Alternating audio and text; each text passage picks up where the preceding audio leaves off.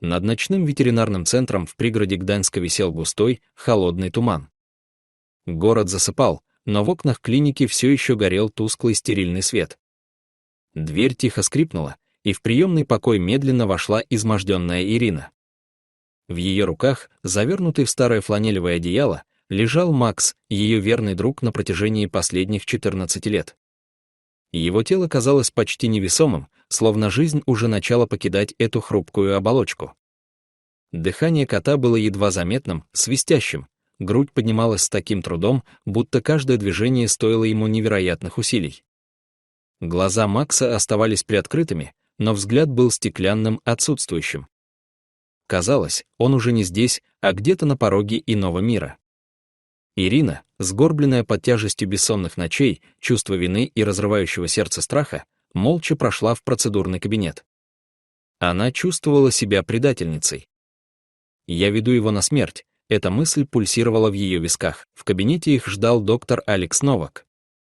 Он готовился к процедуре эвтаназии, стараясь сохранять профессиональное спокойствие. Алекс повидал многое, но даже его сердце сжалось, когда он увидел эту пару. По напряженному выражению лица врача было видно, картина намного тяжелее, чем он ожидал. Он наполнил шприц, проверил жгут и подошел к столу. И в этот момент произошло то, что заставило время замереть. Макс, который последние 3 часа не подавал признаков сознания, вдруг медленно пошевелился. Он с трудом поднял передние лапы и, дрожа от слабости, неуклюже прижался к Ирине. Он уткнулся мордой ей в грудь, в то самое место, где под курткой бешено билось ее сердце. Это было похоже на последнюю, отчаянную попытку обнять того, кого он любил больше всего на свете. В кабинете воцарилась мертвая тишина.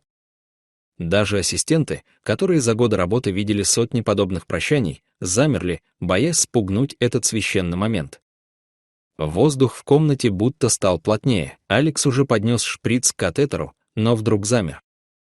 Он внимательно посмотрел на то, как кот прижался к хозяйке. В этом движении было не только прощание. Что-то в координации этого жеста показалось доктору странным. Он отложил шприц, взял стетоскоп и наклонился к коту. Врач сосредоточенно прислушался.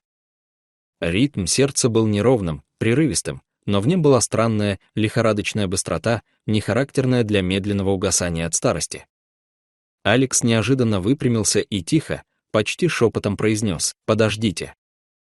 «Нет, я не уверен, что мы должны делать это прямо сейчас». Ирина вскинула голову, ее глаза, опухшие от слез, встретились со взглядом врача. Алекс снова приложил стетоскоп, проверил реакцию зрачков на свет фонариком, затем быстро ощупал лимфоузлы и живот кота.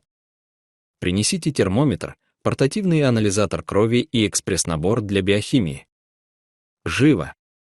Скомандовал он ассистенту. Впервые за долгие дни в душе Ирины затеплилось что-то помимо беспросветного отчаяния, осторожная, почти запретная надежда. «У него критически пониженная температура, это так», медленно произнес Алекс, изучая мгновенно выданные прибором показатели. «Но посмотрите на уровень лейкоцитов и маркеры воспаления. Это не похоже на терминальную стадию отказа органов. Это выглядит как острейшая интоксикация или септический шок». Он повернулся к Ирине, его голос стал тверже. Такие состояния часто маскируются под агонию. Организм просто выключается, чтобы выжить. Если мы сейчас начнем агрессивную терапию, есть шанс, что мы сможем развернуть этот процесс вспять. Ирина с трудом сглотнула и прошептала: «Инфекция». Но он просто перестал есть, перестал встречать меня. Я думала, это просто старость забрала его силы. «Старость — это не диагноз, Ирина», — мягко ответил Алекс, уже ловко устанавливая катетер в тонкую, почти прозрачную лапу Макса. «Иногда болезнь просто выбирает удачный момент, чтобы нанести удар». Следующие несколько часов превратились в настоящую битву. Макса подключили к капельницам с подогретыми растворами, ввели мощные антибиотики и обеспечили подачу кислорода. Алекс не отходил от пациента, постоянно проверяя давление и сердечный ритм. Ирина сидела на низком стуле рядом, не выпуская лапу кота из своих ладоней. Она шептала ему о том, как они пойдут гулять в сад, как он снова будет греться на подоконнике в лучах утреннего солнца. Время тянулось вязко, как смола. В коридорах клиники гас свет, дежурные врачи меняли друг друга, за окном забрезжил холодный серый рассвет.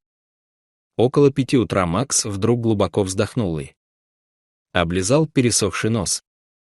Его уши, до этого безжизненно прижатые, едва заметно дернулись на звук голоса Ирины. «Смотрите», — улыбнулся Алекс, — «он возвращается к нам». Его организм принял помощь. Следующая неделя стала для Ирины временем восстановления. Она проводила в клинике по 10 часов в день.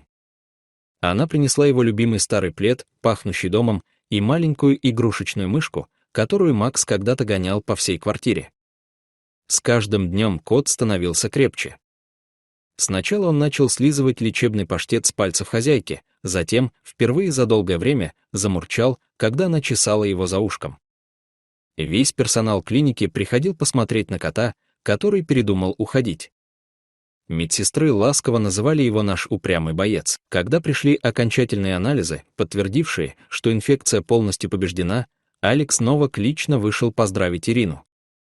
«Вы знаете», — сказал он, поглаживая Макса, который уже уверенно стоял на столе, «если бы он не обнял вас в тот момент, я бы нажал на поршень шприца. Он сам спас себя, подав мне знак». День выписки стал настоящим праздником. Когда Ирина выносила Макса из клиники, на улице уже вовсю хозяйничала весна. Воздух пах свежестью и новой жизнью. Кот прищурился на солнце, его шерсть снова стала лосниться. Ирина прижала его к себе, вдыхая родной запах, и прошептала: «Спасибо, что не отпустил меня. Теперь я точно знаю, у нас впереди еще много счастливых рассветов. Дорогие наши зрители, что вы думаете об этой истории?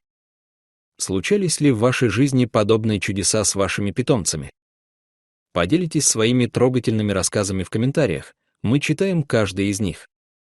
А если эта история согрела ваше сердце, не забудьте поставить лайк и подписаться на наш канал, чтобы не пропустить новые видео о доброте и преданности.